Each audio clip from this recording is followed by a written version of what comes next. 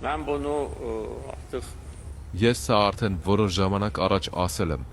Մենք պետք է վերադառնանք մեր պատմական հողերը, ոչ թե տանկերով, այլ ավտոմեքենաներով։ Եվ դա իրականացնելու համար, իհարկե, հիմնական պատասխանատվությունը դրված է պետության վրա, ինչպես նաև հասարակական կազմակերպությունների եւ միաժամանակ ադրբեջանցի գիտնականների վրա։ Ես գիտեմ եւ հետևում եմ, որ այս ուղղությամբ ստեղծվել են բազմաթիվ գիտական աշխատություններ։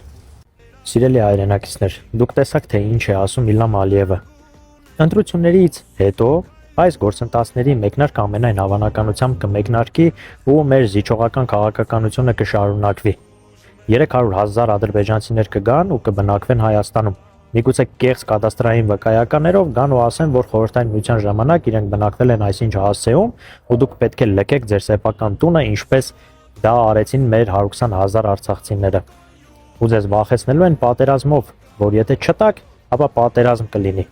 Դուք եք ընտրելու 300,000 աշխատատեղ Սամվել Կարապետյանի հետ, թե 300,000 ադրբեջանցիներով բնակեցված Հայաստան։ Ընտրելով Նիկոլ Փաշինյանին, դուք ընտրում եք Իլհամ Ալիևին։ Սա է ընտրությունը ձեր։